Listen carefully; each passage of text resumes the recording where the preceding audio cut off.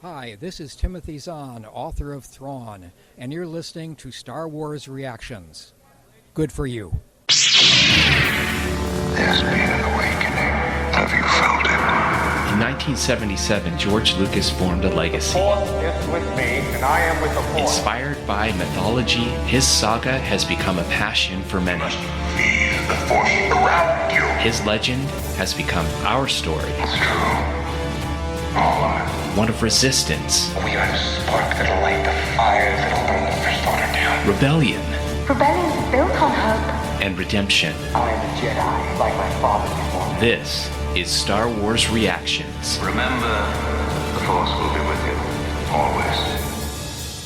Well, hello, everybody, and welcome.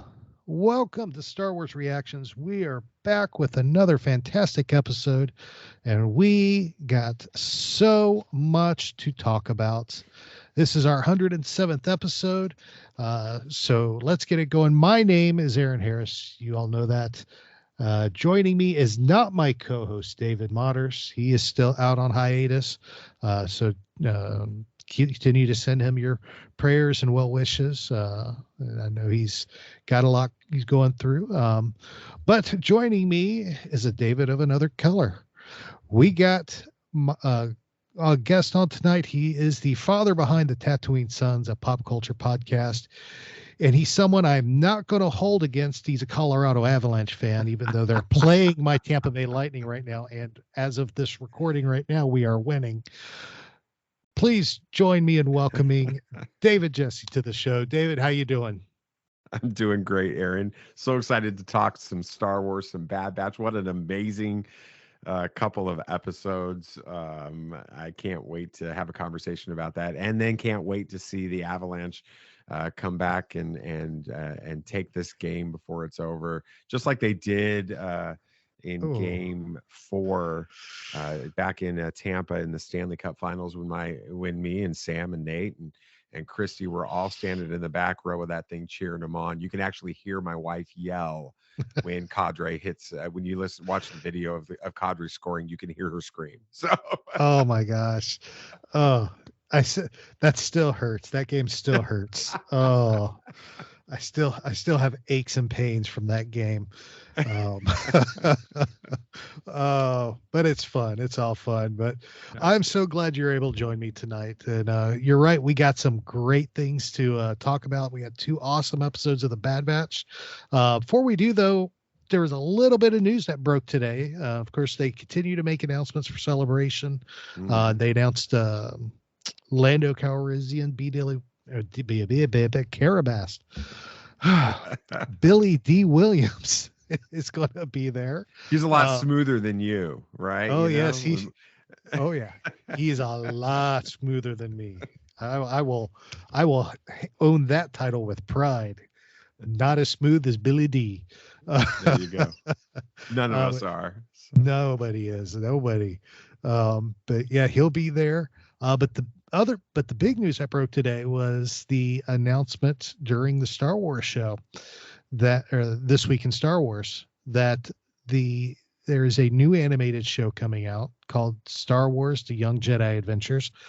Now, this is going to be different than the animated shows we're getting currently, like the Bad Batch and like we got with Clone Wars stuff. This is 100% totally aimed at preschoolers. So cool.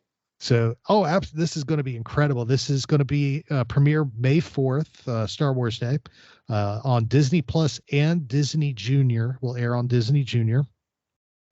Aimed at preschoolers. Yoda is going to be in it, and it's very interesting. It looks incredible. It's basically going to be following a group of Jedi younglings as they study the Force and explore the galaxy. There's going to be a variety of characters and younglings. They're going to be followed up with Master Yoda. The cast will include James Avery Jr. as Kai Brightstar, Juliette Donfield as Lee Soleil, D. Bradley Baker as Nubs, Emma Berman as Nash Durango, Jonathan Lipow as R. J83, and Peter Michael as Master Yoda. It's one of those days. So it's going to be, I think this is going to be an incredible show. I am really looking forward to checking this out, because the stills they put up for this on the website, and of course I shared them on our social media today, are just incredible. The coloring, the detail is you could tell it's aimed toward younger kids, but just the animation is incredible. Yeah, it's absolutely gorgeous. And with it being preschool oriented, it's kind of I'm curious to see how it all plays out as we see these episodes come together. But I'm actually as excited about hearing D. Bradley Baker playing somebody that's not a clone on a regular basis. It's going to be a really interesting thing to hear him from that perspective. So. Oh, absolutely. It's going to be fun, especially with this character Nubs. And I'm looking at the cast photo they have up here. And I'm assuming Nubs is one of these characters here. And I'm willing to bet Nubs is the furry little rabbit. Yeah, the little blue guy. Yeah, pretty confident about that. I'm pretty sure that's who Nubs is. If it's not, I will be very disappointed. Matter of fact, watch, D. Bradley Baker won't have an actual line of actual dialogue. It'll just be different sounds he makes. Yeah, right? it'll be the Perry the Platypus thing all over again. Exactly. He's gonna go in, record for about 10 minutes of different sounds, and he'll be done for the length of the entire series. Oh my gosh! He said to this day, I remember meeting him at Star Wars Weekends. He flat out said that was the best gig he ever had. Yeah. 10 minutes and the checks are still coming in. Exactly. I wonder if he'll be playing in the new episodes that are getting ready to release. That'll be funny. Or they'll just have to go back and pull the track from that 10 minutes from before and just. I was gonna say, I'm sure they still got the soundtrack. They don't really want me to rehire him. As long as he gets paid, right? As long as he gets paid, I don't think he cares. Exactly. I always wonder if in the Clone Wars and in now in the Bad Batch, if he gets paid like extra because he plays multiple characters. Do you get paid per character? Exactly. Right. It's all, you start counting up all the clones he did, and you're like, wow, that's a lot of characters. Right. Just never it. That's one of those never end. That's called job security right there. Yeah, for sure. Right. Who do you play? I'm the clones. I am everybody in Star Wars right now. I am all the clones. It's hilarious to see how that all plays out. So, but love it. I'm looking forward to this. It's going to be fun, and it looks cute, but it looks fun too. But I will say the one thing I will have to say though, looking at the pictures they released, Yoda looks like a bobblehead. Yeah, his head is significantly larger than the rest of him. He kind of like BB like Nathan, my son, when he was like 3. We just used to joke that's why he was always falling down and getting hurt, because his head was 3 times too large. It's kind of the same situation. So. Well, sounds like Nate's in good company with Yoda then. There you go. There you go. Well, he is the smartest of the 3 of us now, so I guess it all works out. So. Yeah, it always does, doesn't it? Mm-hmm. Oh, perfect. Well, let's move on from that. We got so much to discuss with the Bad Batch. Let's go ahead and shift gears into our discussion for the night. We are discussing the doubleheader mid-season episodes of the Bad Batch. Episode 7, The Clone Conspiracy. Of course, released February 8th of 2023, written by Ezra Nachman and directed by one of my favorite names to say when I go through this, Nathaniel Villanueva. I just love that name. Why not? Right? I don't know why. It just flows so smoothly. Villanueva. It's like, there you go. It's just perfect. The second episode is the 8th episode of the season, Truth and Consequences, written by Damani Johnson, directed by Stuart Lee. All right. For the synopsis, the episode, of course, we see Senator Chuchi of Pantora is leading a fight against the defense recruitment bill in the Galactic Senate, in which Rampart is behind. She's pushing for the rights of clones who fought valiantly in the war with the Separatists, and who Rampart is now wanting to retire in order to implement conscriptions throughout the Empire, creating a new army of stormtroopers. She receives a tip from a clone that the destruction of Tipoca City was not due to the natural disaster as reported to the Senate, but actually due to Rampart's fleet destroying it via orbital bombardment. Her questions begin to step on people's toes, and Rampart sends an assassin after Tucci and her source. Her source is unfortunately killed by the assassin, but before she is taken out, a lone clone comes to the rescue, taking out the assassin, and it is none other than our favorite captain of the 501st, Captain Rex. Rex calls in support from Clone Force 99 as backup. A plan is hatched when they arrive to infiltrate Rampart's Venator cruiser in order to steal a backup of the command logs that were hidden away to show the attack on Tipoca City, so they can present it to the Senate as evidence and kill the bill. In typical Bad Batch form, the plan never goes as planned. But they do manage to escape with the plans they get, and they manage to get them taken into Senator Chuchi, who is addressing the Senate. All looks well when like everything is stalled with the bill, when who arrives but Emperor Palpatine himself. And of course, as Palpatine does when he shows up anywhere, he manipulates and twists things around to get what he wants, which is the passing of the bill. And of course, with things not going as they planned, the episode ends with the final gut punch of the night, which is Echo deciding to leave the crew to join Rex in helping their brothers.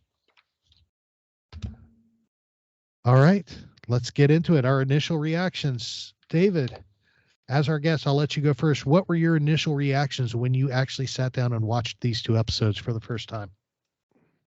Well, it's interesting because they're one cohesive story, right?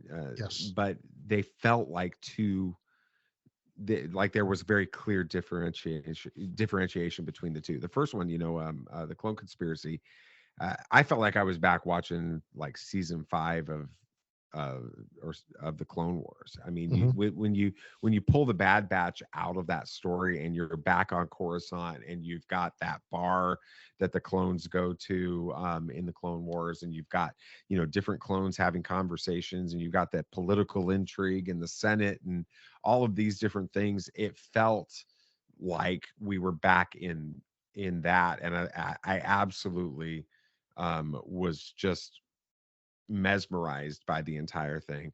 And then you get to Truth and Consequences, and you get the Bad Batch back in there, and you've got the resolution to all of this, and them trying to fix the story. And you're wondering, you're at a disadvantage and an advantage at the same time, because you're watching something where that the Bad Batch really isn't going to win. Yeah. Even if they accomplish their mission in this, which they do, the mission is not going to succeed in stopping what's coming with that. And so getting to the end of that, the big question for me, what always was, is, are we going to see Palpatine? Are we going to see Darth Sidious? And was just jaw on the floor when we got that at the end of the episode. Oh, yeah, absolutely. I completely agree with everything you said, because I felt the same way. I mean, this was one of those episodes that, I made it through Clone Conspiracy and started Truth and Consequences, and all of a sudden you have Clone Force 99 show up, and I'm like, oh, wait, they weren't even in that last episode, were they? That's right. Didn't even notice it. You're so into it, you don't even realize they're not there. And then when I went back for the show notes to get the names of the director and writer and everything, and I sneak a peek at the voice credits, and I'm like, they don't even have D. Bradley Baker or Michelle Ang even listed in the credits. But they normally get a slide onto themselves each, right? But they weren't even in the credits this time. Well, D was because of all the clones he played, but it was really strange to see, but it was so good. It did feel like you were watching the Clone Wars. I mean, I sat there after it was over. I sat back. I'm like, this was. I feel like this was like 5 years, 6. It was like 10 years ago. I was watching the Clone Wars. Right. I mean, it was just amazing, and very enjoyable. These were, it's very rare for a TV show, especially the doing episodic episodes, to leave you. I mean, they happens all the time. One will leave you on the edge of the seat. One episode will leave you wanting more. Another episode will leave you 100% satisfied. It's very rare for one episode, or in this case, 2 episodes, to keep you on the edge of your seat, keep you wanting more, but also say you're 100% satisfied with the episode you got. And both of these did that for me. I mean, it's close to as perfect as possible. There were so many nods to the Clone Wars. It wasn't even funny. There was even a nod to Rogue One, which I loved. We got so much happening, and I loved that we finally got to see the shift happen. What happened for that shift between the clones and the stormtroopers we see in the OT. There's so much good stuff I can say about this episode. I just can't. I'll just keep talking all night. But let's jump into the episodes themselves, into some of these talking points that we got here.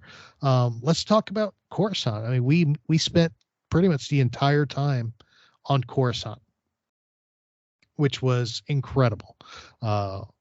Senate building, the sub levels. It was great being back on Coruscant. The clone bar as well. It was just great to be back on Coruscant. And that's what helped. I mean, honestly, give a lot of the Clone Wars feel to it, because we spent a lot of time on Coruscant during the Clone Wars. How did that make you feel when we had just literally spent a whole 2 episodes on Coruscant?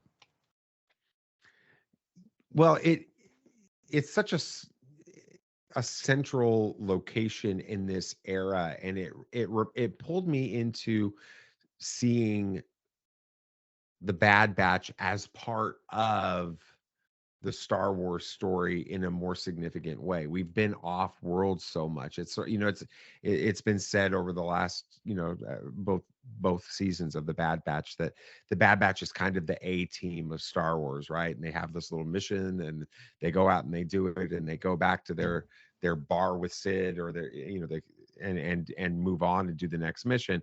And when you get into Coruscant and you start seeing them talk about the destruction of Kamino, you start seeing them talk about ending the clone army, decommissioning the clone army, and beginning the full-on conscription of stormtroopers. It makes the Bad Batch feel like part of Star Wars in this era in a more significant way. And just being in the Senate building, it ties into Andor, it ties into Revenge of the Sith. Everything that we love about Star Wars is there. Oh, it certainly is. And I mean, these are the same halls that Padme walked down, that Anakin walked through, the Jedi Masters walk through. I mean, these are halls that we know from the movies, from the Clone Wars. So it literally felt like going home. Right. In a matter of speaking, it felt like we were going home. And we'd be dismissed if we didn't talk about, because we were on Coruscant, because we were in the Senate, we got to see the return of characters that, one, I never thought I'd see again since Clone Wars ended, but the other 2, I was kind of happy to see return. I was kind of hoping I'd see them. We had Emperor Palpatine show up, voiced by Ian McDermott, which was incredible. We had Masameda, of course, voiced by Steven Stanton, who voiced Masameda in the Clone Wars. And then, of course, we had Senator Chuchi, voiced by Jen Hale, who was also in the Clone Wars. And I never thought I'd see Chuchi again after Clone Wars ended. Sure. That was a one of those second B-roll characters that I just thought would, she came in, she did a couple episodes, showed up here and there, and I thought we were done with her. I didn't think we would see her again like this, and such a pivotal role exactly in the story. I mean, she's a major character in the history of this saga because of what we saw in this. We saw her in the Clone Wars. I guess it was all the way back in the first season is when she first appeared in the Clone Wars. But now we see a more mature, a more insightful one, and yet still 100% believing in her convictions and willing to fight for them. And she was just absolutely fantastic in this. Oh, she truly was. And to have Jennifer Hale voicing her again was I mean, you can't get much better than this. And then of course Ian McDermott showing up right there at the end as Emperor. And when he first came up and he started talking, I was like, wait, did they really get Ian McDermott back for this? I was like, it can't, because in the past they've had I just blanked on his name. Does Maul in Clone Sam Wars. Witwer. Sam Witwer. They had Sam Witwer doing Emperor. So I was like, they've really and he does an amazing job at yes, this. he does. Ian McDermott is Palpatine, and so absolutely, getting him in animation like we are now is fantastic. Oh yeah, absolutely, it's fantastic, and it made just so much. I heard the voice. I'm like, that's definitely not Sam. I'm like, I know that's not Sam Witwer. But it can't be Ian McDermott. I'm like, there's no way they got Ian. And there he was in the credits. I was like, oh my Lord, this is excellent. This is excellent. Then Jen Hale, then of course Steven Stanton back as Masameda, which I thought this was awesome for Steven Stanton. I don't know if you saw it. He posted earlier today that it's ironic these episodes came out and he made his return to the Bad Batch as Masameda, because it was 13 years ago today, the day that we're recording this, which of course is the 9th of February. 13 years ago today, he recorded his first lines as Masameda. Wow, for the Clone that's Wars. cool. So to him, it's very nostalgic for him. Sure. And I think it's just perfect because he's such an awesome guy. I've been blessed with the ability to talk to him one-on-one, and he is just the nicest guy ever. And so for him to be back in this, it to me, it was just perfect. I loved it. I loved it. So let's talk about Rampart, because Rampart played a big role in this episode, because this is his bill, his defense recruitment bill that's trying to get pushed through. He is the face of that recruitment bill, even though it is, wanted by Palpatine ultimately. He does everything he can to get it passed. He does not see Chuchi as a threat. Masameda's like, you need to watch out for her. Are you sure everything's under control? And he's just shrugging it off. He almost has this, I feel bigger than life. Nobody's going to touch me when it comes to this. And then of course things just go from bad to worse, to the point where he has to put out a hit on her. and it's just all just crumbles and rolls downhill at that point. But it ultimately ends up with him being taken into custody by order of the Emperor, who he even says at one point, I was just following orders. And he's taken away. I want to say this about the character and get your thoughts, because when season 1 came out, Rampart was of course announced as going to be the baddie, and we got this. We even got the action figure, the 6-inch Black Series Rampart figure, And to me, he felt more like a dud in season 1. There wasn't much until we got to the destruction of Tapoka City. There was nothing really there for the character. He was just a character that was in place to narrate that side of the storyline and keep things moving forward. But he didn't have real development to the character. He didn't have that baddie feel to him. Then he destroyed Tapoka City. You're like, okay, well, that's bad, but it doesn't really create that bad. It didn't really give him that bad guy force face that you would get from Vader or you get from Tarkin. It wasn't just a series of bad things or how he carried himself. He just was there. Then this season comes in and we get him killing a clone captain. We get him putting hits out on people. I mean, it is a completely different, and then how cold he is with Crosshair. It's to me, it's a completely different character than what we had first season. And I like what they've done with him this season compared to last. What are your thoughts on Rampart overall as a character and what we essentially see as his fall in these episodes? Yeah, it felt like in the first season we were just getting introduced to the character, but we weren't really seeing who he was and what his motivations were and things. He was the lackey of the Empire that was responsible for carrying out the orders of Tarkin and dealing with this new process of moving towards the eventual conscription of an army. I do agree that we saw something much more significant in the final episodes of season 1, where we just saw his absolute hatred. We saw his absolute I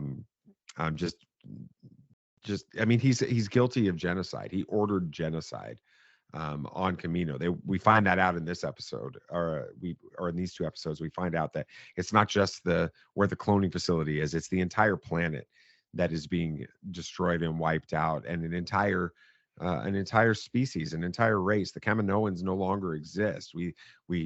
They're spread about, kind of like those from Alderaan.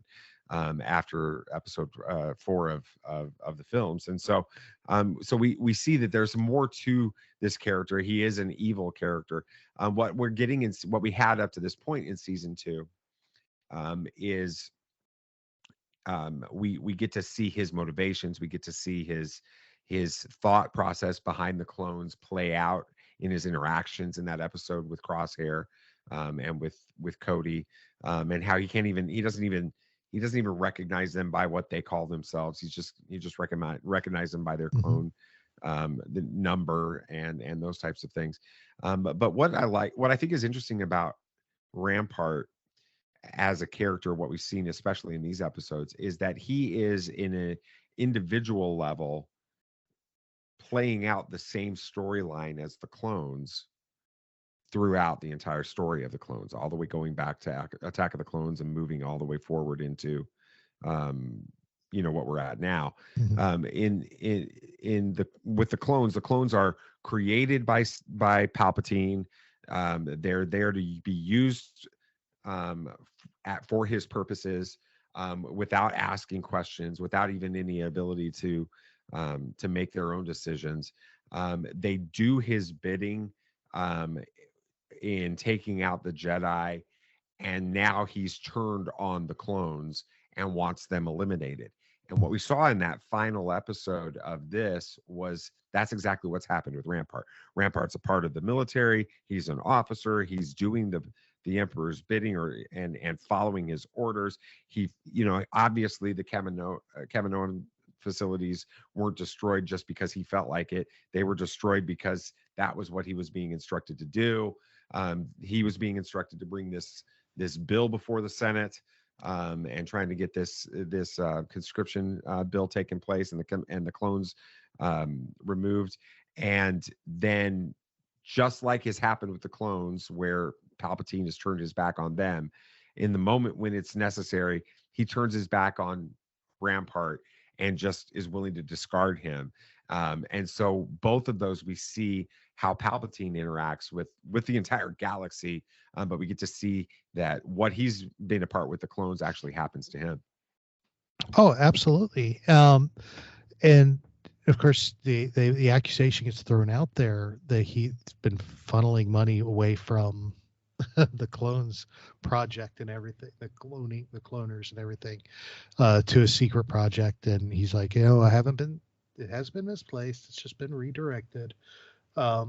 Which of course we know from the end of season 1 is that mountain where they took the cloner to, which has been positively and canonically identified as Mount Tantus from Zahn's Empire, heir to the Empire.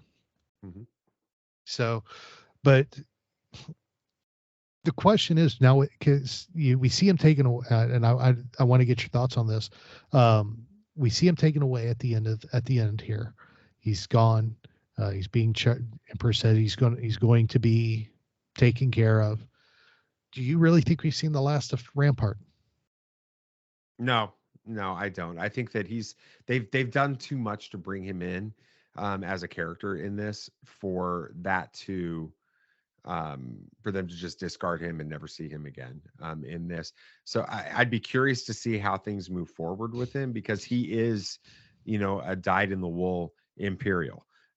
He supports, he has supported the Emperor. He has supported the Imperial cause blindly up to this point. And now he's seen the truth of who the Emperor is, who Masameda is, and what's his value to the Empire. And I think that will that could turn things around for him. And it'd be interesting to see if the Bad Batch doesn't have more interactions with it. Oh, absolutely. I wholeheartedly agree. And I believe wholeheartedly they will have more interactions with them, because I got a feeling that the Emperor is just taking him away just to make him disappear as the commanding officer of that Mount Tantus base. So I got a feeling at some point, maybe not this season, but if there is a third either this season, by the end of this season, or next season, they will be up against him again at that location. That's just what my gut is telling me. So we will see. So, all right, we got more Clone Wars. We got more Bad Batch to talk about. It feels like the Clone Wars. I mean, that's serious. We got more Bad Batch to talk about. Before we do, I'm going to take a quick break, and we will be right back with David to talk more Bad Batch. Welcome back, everybody. Aaron here, and I am with David Jesse. We are talking the mid-season episodes of The Bad Batch, which, of course, were Clone Conspiracy and Truth and Consequences. So let's keep rolling here. The whole episode, both of these episodes are about the future of the clones, essentially. And we see different sides to the story. We see what the Empire wants, what Rampart and the Emperor are wanting. We see what Senator Tucci is wanting, and we see, of course, what Rex and of course is wanting at that point. And they all have different goals. And even though Tucci and Rex are on the same side, they both have separate goals, essentially. Right. But they both want what's best for the Bad Batch. Or not for the Bad Batch, for the clones, excuse me. Right. So let's talk about the clones and these agendas. The Empire, of course, we know it's pretty straightforward what they want. They want the clones gone. They want the conscription service in, and they just literally just want to push the clones to the side and be done with them. They don't want any support. They just really want basically just close down the program and be done and walk away, which is, not cool for in any world.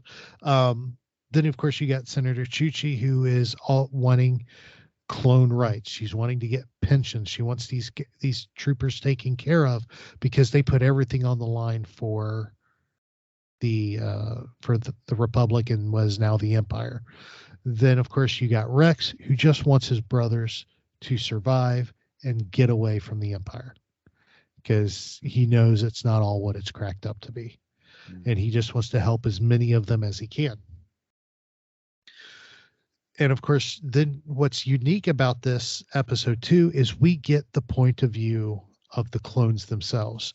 And I love that scene where Chuchi goes to the clone bar and she's talking to the clones, telling her, I want to get y'all a pension. I want to work with y'all. I want to make sure y'all taken care of.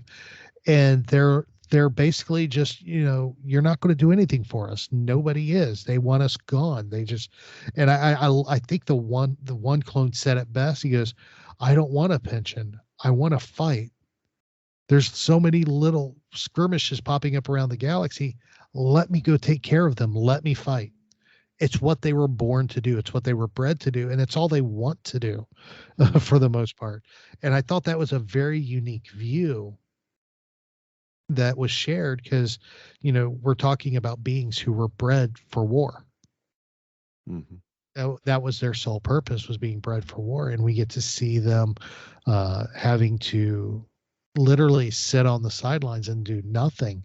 What were your with all these different stories trying to take place and these different people wanting to do different things? What were your thoughts on how the clones or the issue of the clones is being addressed in these episodes?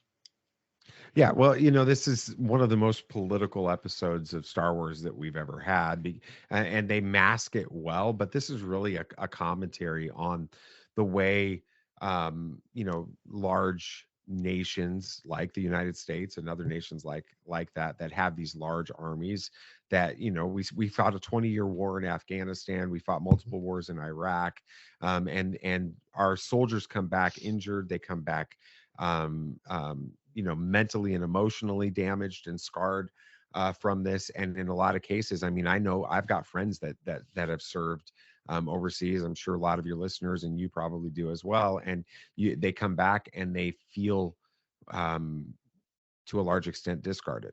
Like, your service is up, and we've got the VA and we've got some other things, but getting actual support and help when they need it is a real challenge for them. And so I think that what we see in this is that's one of the beautiful things about all of these stories. That's why we love these stories so much, is they allow us to see the challenges that we face in our real world in a fictional setting, and begin to process and make judgments and decisions based on that, which then we should, if it's good storytelling and we're actually being honest with ourselves about what we're feeling and experiencing when we watch these, it should come back and make us want to be like the senator, going out there and trying to do something about this problem.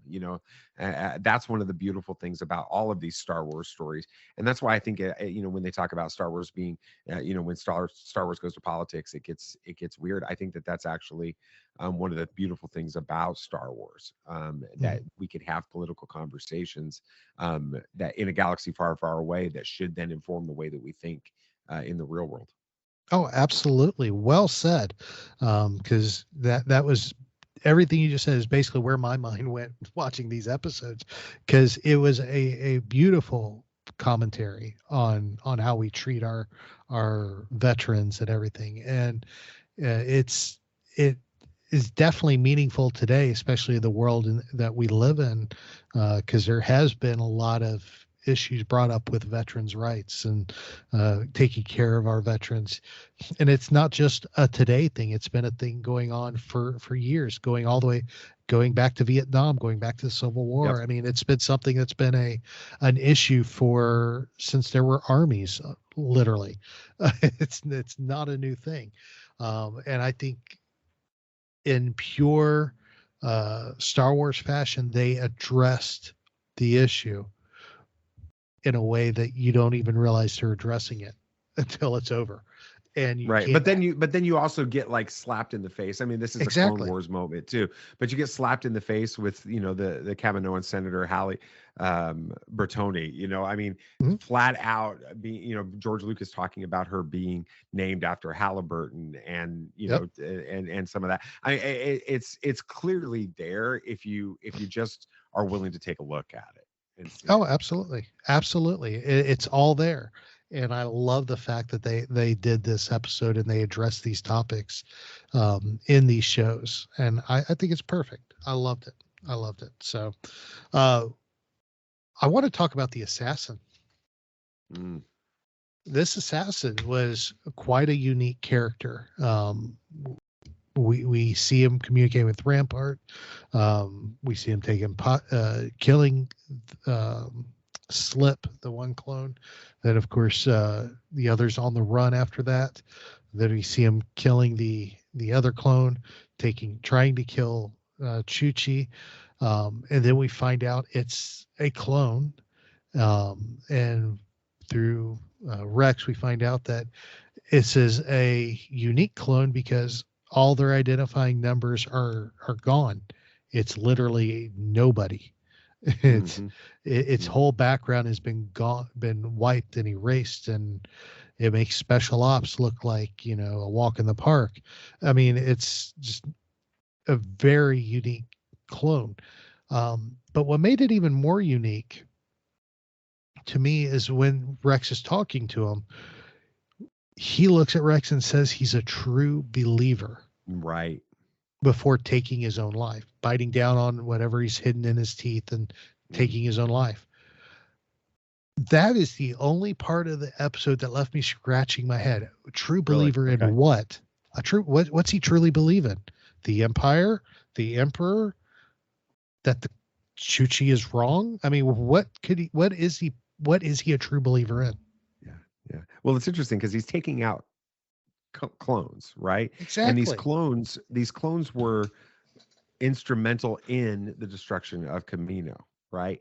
And so when I think that there's there's a joke on social media. You say, what's the difference between a conspiracy and truth? And it's usually like 5 years, right? And so, that the in this story, I think that there is this group of clones that have had their identities, erased. They've done this intentionally, or as a result, and they're lashing out against what they've been told the clones have done. I think when you're a believer, you're hearing these, for this clone, he's hearing these conspiracies about the clones were programmed to execute Order 66 and take out the Jedi, and the Jedi weren't really the bad guys.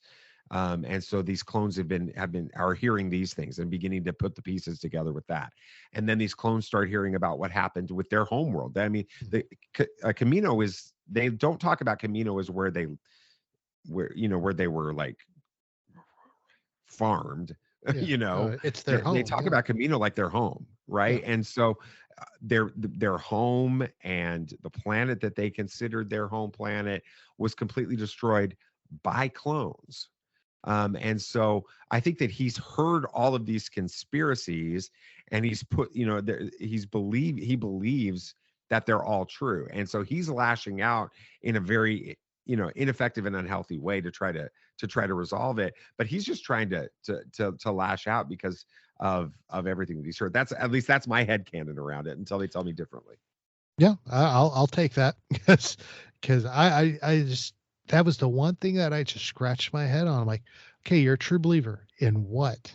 What are we truly believing in? Yeah, the Empire. He's a believer in the. Yeah. No, I think he's against the Empire. I think that he's a believer in the clones. Are responsible for everything in his mind. Then why is he working for Rampart, who wants to get rid of the clones? Yeah, but do we ever? I'm trying to remember. Do we ever hear him actually interact or see him interact with Rampart? Or are we just assuming that? No, we see him. We see him. There's 2 scenes where he is via holo communication. He is communicating one-on-one with Rampart from Rampart's office.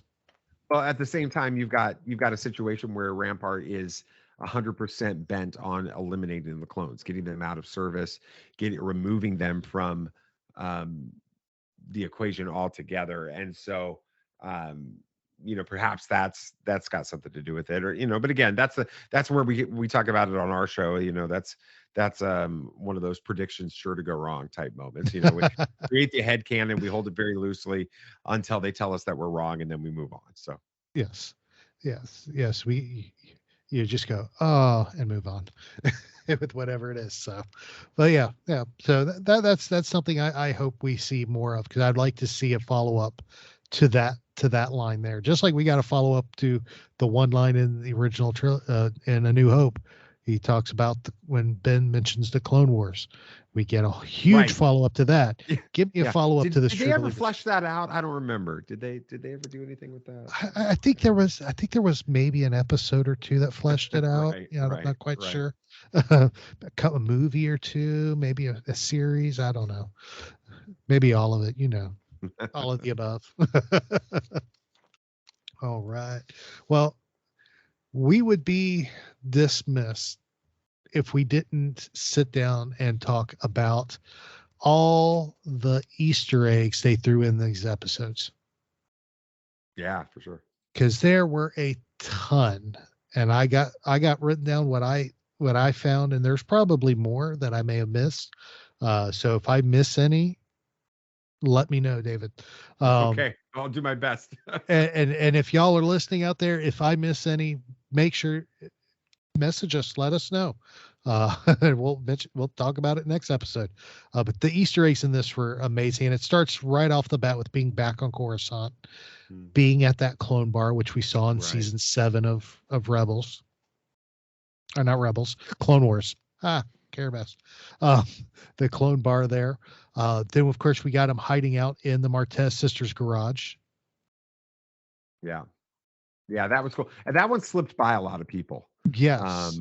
With that one, but I noticed that one right away, which is cool because it's a tie into the Clone Wars specifically too. So specifically to season 7 with the Ahsoka there. And I said season 7 for the clone bar. It was actually season 5 for the clone bar. Excuse me on that. I correct myself there. But going to the Martez, as soon as they landed on that platform, I'm like, they're at the Martez's garage. Yeah, that's awesome. So that was great seeing there. And of course, just the simple things like being back in the Senate building, being and walking those halls, being on the Senate floor and the debates going on. Bail Organa was in this. Of course, returned voiced by Phil Lamar. We got to see him in this again, which was great to see. But then there was a couple. Then, of course, there was the shipyard where they break into the Venator cruiser to get the command logs. That shipyard, probably, I believe that's the same shipyard where Anakin said goodbye to Obi-Wan for the last time in episode 3. I hadn't picked that one up. Mm-hmm. It's like the saddest moment in all of Star Wars, in my opinion. Oh yeah, it really is. The last time they talked to each other as brothers is right there in that shipyard. Which was definitely don't get me started on that. I'll go off on a tangent. But those shipyards there. Then of course Senator Tenera Pamlo there it was in this, and of course she was in Rogue One. And in the Clone Wars too, wasn't she? Was she in the Clone Wars? I think she might have had an episode, been a part of that. Maybe I'm mistaken, but I'd have to look that up. I don't remember her from the Clone Wars. She very well could have been, though. She very well could have been. But I know she was in Rogue One because she was in part of the Alliance command there, the big meeting they had about attacking Scarif, and she was vehemently against attacking Scarif, if I remember correctly. Yeah, absolutely. Well, that opened up the opportunity for like the most famous line in the entire film, which is "Rebellions are built on hope." That's Jin's responses to her and her statement. So that's cool. Oh, absolutely. It was good. It was good. Then of course, Chuchi's in it. That, like I said earlier, I never thought I'd see her again after Clone Wars ended. And then for her to play such a pivotal role was incredible. Those are just the ones I have written down. Did you catch any others besides those? Well, I think that if you were talking about the shipyard, right, where when they're trying to get onto the Venator, to Rampart's ship, you see, if you look real closely, you see some what looks like Corellian hounds, like from Solo, that are patrolling the area. True. With that, so you know that's kind of a cool little nod, because I don't think Solo gets enough love. So, oh no, absolutely. Yeah, Solo never gets enough love. It's a very underrated movie, in my opinion. Absolutely. I could do a whole episode just talking about Solo, but yeah, very underrated movie. So yeah, good catch. I missed them, but yeah, they definitely would be there, guarding it. And then if you think back, I'm trying to think of just different ones that are popping into my head. But even the beginning of the episode is sort of an Easter egg to the beginning of Clone Conspiracy.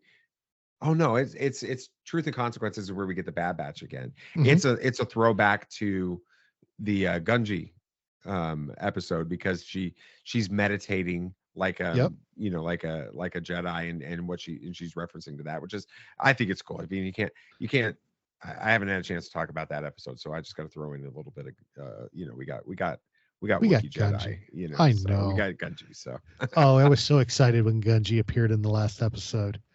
That was so much fun to have Gunji back. That was an Easter egg in and of itself for the last episode. Right. I mean, there could have been 30 other Easter eggs. Nobody cared because we had Gunji. That's right. So, but yeah, it was great. It was just a fun episode all the way around. The last one and these have been absolutely phenomenal episodes, and definitely I'm glad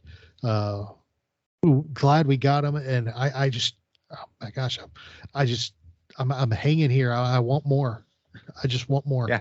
The beautiful thing is we get another 8 of these episodes. I know. And they seem to just be building towards something very special with this. So I'm excited. Oh, they definitely are. And I'm looking forward to seeing where it ends up going, because the journey has been incredible.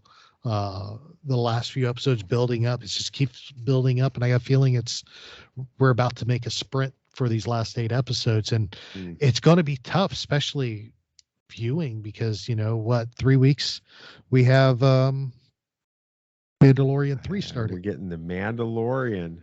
So we're going to have on top of this.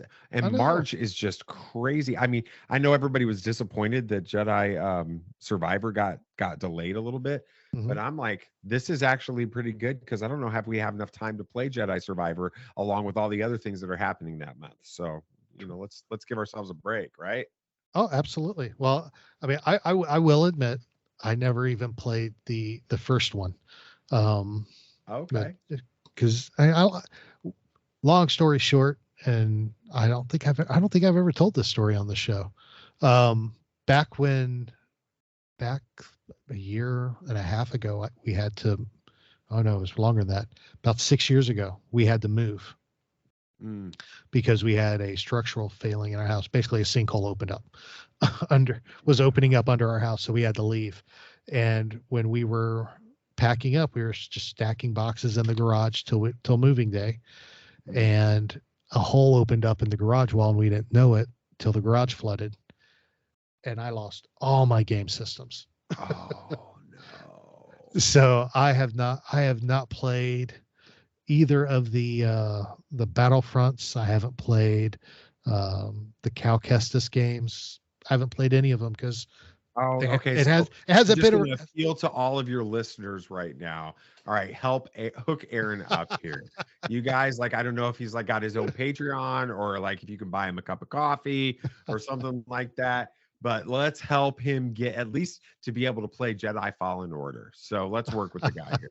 So that's my own little appeal there for you. Oh, well, thank you. Yeah, it's been so yeah, I mean, it's just not been a priority with housing. So well, I totally understand that. So but yeah, so they're on my list to play. I just haven't had the opportunity or the system to play them. So but one day One day. I have faith. It'll happen. It'll happen. I have faith.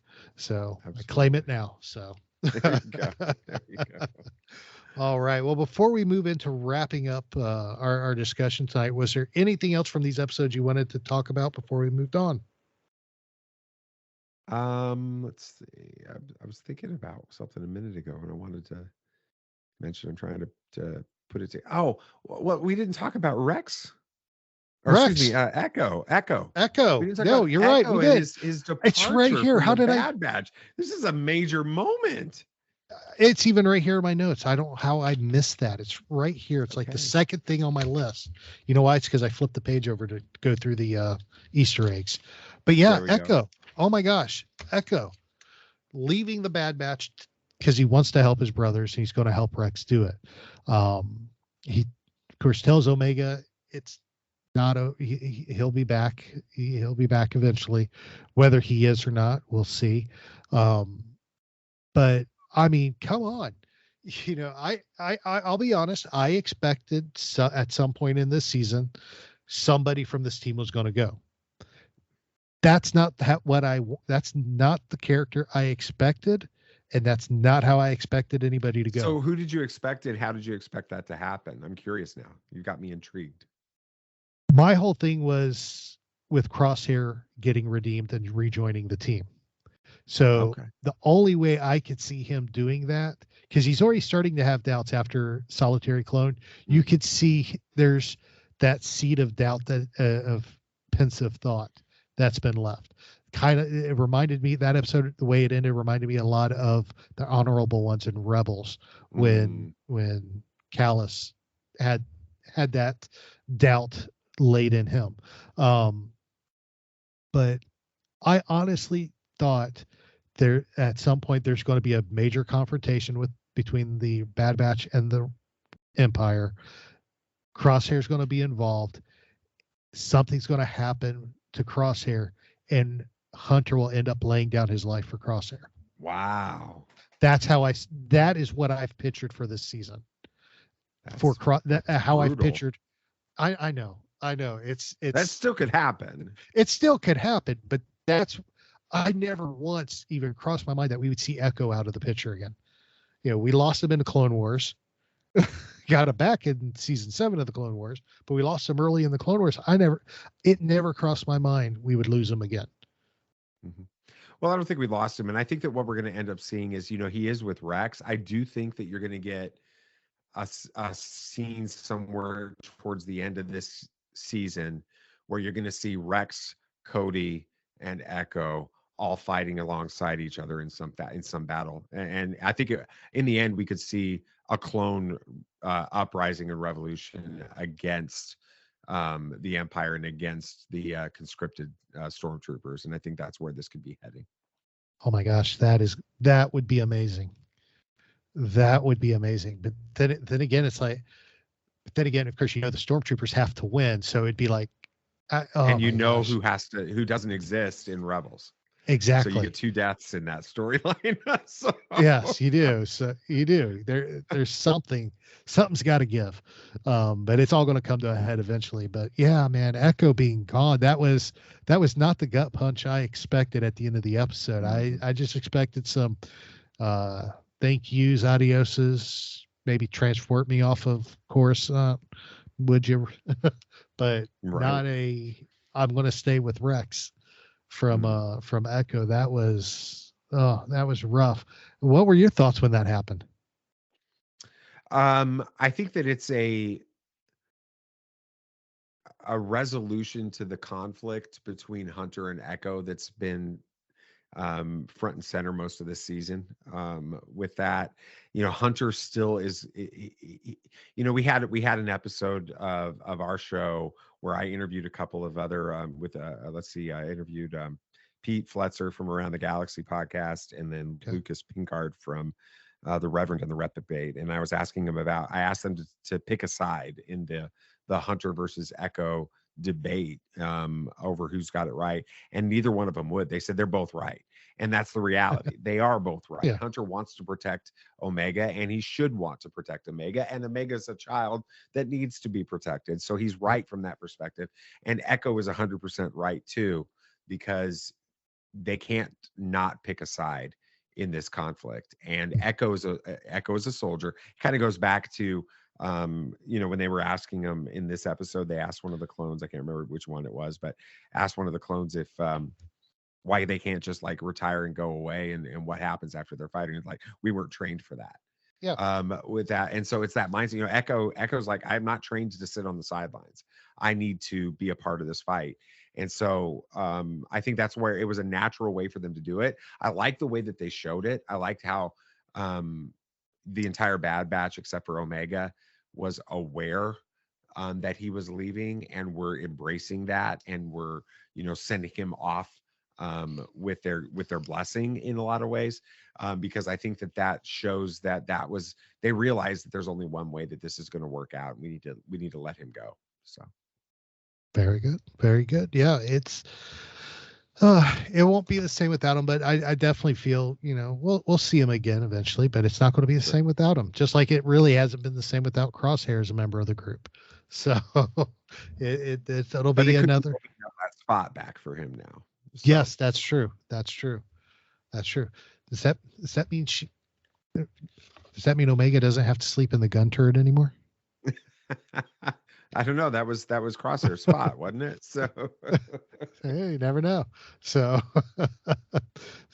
all right. Well, that wraps up our discussion. Let's jump into our final thoughts and close everything out here. Simply, I loved these episodes. Both of these episodes were incredible. I was talking to my boss, believe it or not, earlier today.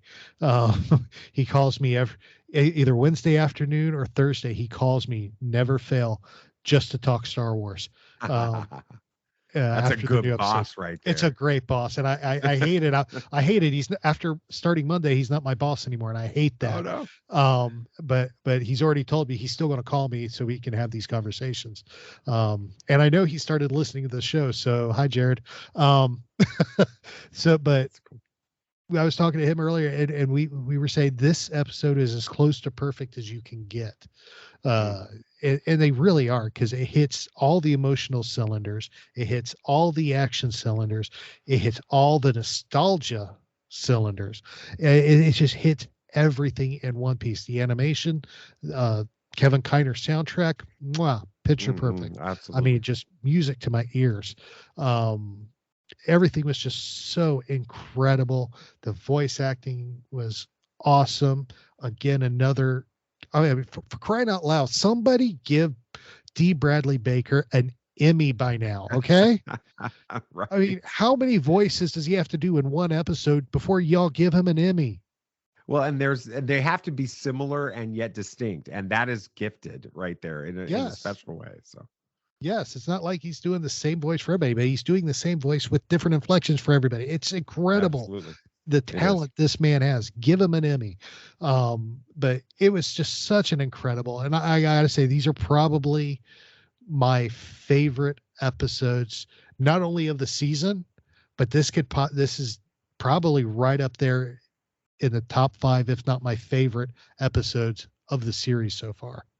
Because of how fun and how much action and nostalgia and story depth there is in this, telling a story that we've always wanted to know since we saw the prequels released.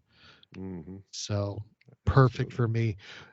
David, what were your final thoughts, or what are your final thoughts on Clone Conspiracy and Truth and Consequences?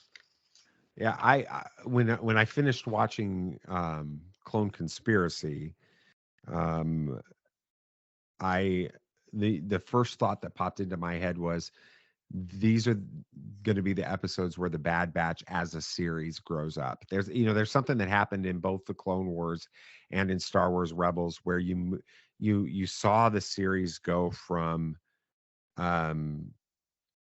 one is, it still had some of those like one-off episodes that were, a little campy and that kind of stuff. But in the end, something shifted in both of those series to where things moved towards a different level, and it was a much more significant, weighty themes. And it kind of felt like it was going to do that at the end of season 1 with the Camino arc there. But I think that because of the length of time from when that season ended and this season started, they felt like they needed to ease everybody back into it again. But at this point, I think that we're going to get some of the amazing storytelling that is so often missed by Star Wars fans, who automatically assume that if it's animated, it's for kids, and they don't give these things a chance. That clone conspiracy episode was dark, and when you end it with this bounty hunter committing suicide and that kind of stuff, that's not the young Jedi Adventures that's going to be coming out. This is an adult story with this, and I think that going forward we're going to get some much more significant stories in there, and they may throw in a treasure hunt once in a while, but in the end I think that's where we're going. Very good, very good, very good, very good. So everybody knows, and I don't know if you're aware or not, David, but we do grade the episodes as they are released. And just like if you were in school, you get a grade with an A, B, C, D, E, or not, why an E? Why did I just say A, B, C, D, or F? Hey, go for it, right? Wow. Yeah, why not? Let's give it E for excellent. No. But we grade them there. And because these are 2 episodes, but it is one overlying story, one arc, one giant arc. We'll grade them as 1. How would you grade these episodes? Put you on the spot definitely an A. And that's, we don't necessarily give letter grades on our show, but anybody that listens to our show knows that we've been we love the Bad Batch, but also been critical of the Bad Batch over time. And the biggest question is, where is this story going? Why does this story need to exist? And I think that in these 2 episodes, we specifically got our answer as to what this series is about and why it exists. And it was done so well that, not just the story, not just the soundtrack, which the Kiners do an amazing job with this, but I think visually it's the best Star Wars animation has been. Absolutely. I completely agree. I gave it an A as well, because this was just, this is probably the closest to an A+ I will have given, because this was just incredible. But yeah, definitely a very, very, very high A, because you can't get closer to perfect than this. So it was great. It was great. So everybody, of course, we want to hear from you. Tell us what you thought about these 2 episodes, about the mid-season doubleheader we had today. Let us know what you thought. You, of course, can hit us up on any of our social medias. We're on Facebook and Twitter at SW Reactions Pod. We're on Instagram and Pinterest and Tumblr, where you can find all of our show notes at SW Reactions. Or, of course, you can always email us anytime, swreactions@gmail.com. David, why don't you take a few moments now and just give us an overview of your show and tell us where people can find you, whether on social media and where they can listen in to Tatooine Sons. Yeah, I appreciate it. Thank you so much for letting me be a part of this conversation, especially with these very special episodes. I couldn't have gotten picked in for a slot that was what was better. So I'm excited to have had this opportunity. Yeah, Tatooine Sons, a pop culture podcast. It's myself and Sam, my 21-year-old son, and Nathan, my 17-year-old son. We get together. Right now, it's moved to a monthly release schedule. So we've got our next episode coming out next week. So you can check it out. We believe that pop culture is the mythology of this generation. That there is a story, it's written on our souls, and that these myths speak to that story. And that's why we talk about Star Wars and and Marvel. We're going to talk about, give a preview of Ant-Man and Wasp: Quantumania in the next episode. DC, Lord of the Rings, pretty much anything nerdy. We're going to end up talking about it at some point, but really looking at it from a perspective of what does this teach us about who we are in the world that we live in as a result. And so we'd love for you guys to check it out. You can check us out on our website, Tatooine Sons. That's SONS, TatooineSons.com. And that's the same on all social media channels. And we're on every podcast app out there. So give us a listen to 2 or 3 episodes and see if you like us. And if you do, we'd love to have you become a part of the family. Very good. Very good. And of course, I'll make sure to have all those links in our show notes so y'all can check them out.